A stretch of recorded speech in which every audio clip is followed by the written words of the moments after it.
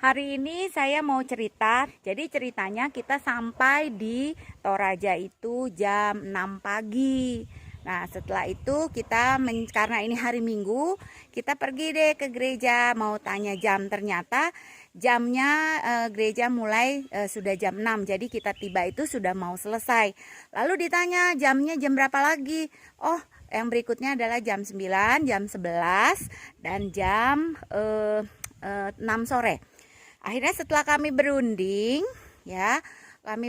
memikirkan untung rugi. Tentu saja pertimbangan manusia adalah menimbangkan untung rugi, apalagi dengan sewa mobil gitu. Oh, nanti kalau ke gereja nunggu lama, terus ada jeda waktu lama. Akhirnya kami putuskan kami akan ke gereja yang jam 6 sore seperti itu.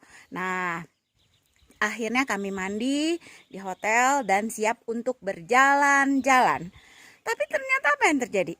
Ketika kita mau jalan-jalan, karena kita tidak memprioritaskan Tuhan, yang terjadi adalah kita dapat driver itu yang nggak tahu jalan gitu, sampai akhirnya ngotot-ngototan. Dia suruh kita lihat Google, lalu Google juga salah. Akhirnya dari berangkat jam setengah 8 lebih, muter.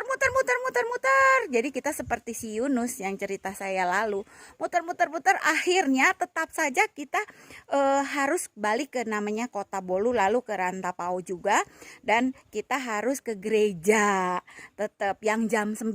Karena sampai sana pun akhirnya karena kita muter-muter salah jalan, harus sampai jam 9 kurang. Jadi kita ikut ke gereja yang jam 9.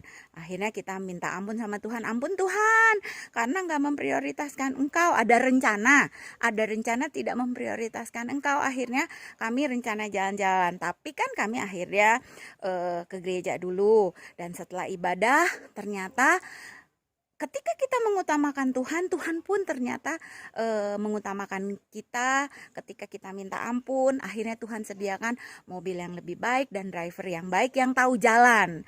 Akhirnya sehingga kami bisa sampai di tempat ini. Ini namanya Kolam Limbong. Ya, airnya tenang. Ada seperti kalau main silat-silat itu loh, di lembah-lembah di Tiongkok. Cielah, kayak pernah ke Tiongkok ya. Bagus. Akhirnya kami tiba di tempat ini karena apa? Karena kami coba untuk memprioritaskan Tuhan. Dan sebenarnya kalau mau pikir itu Tuhan sendiri sih yang mengatur gitu ya, supaya kami bisa memprioritaskan. Akhirnya istilah dipaksa untuk memprioritaskan. Itulah Tuhan, semua karena anugerahnya.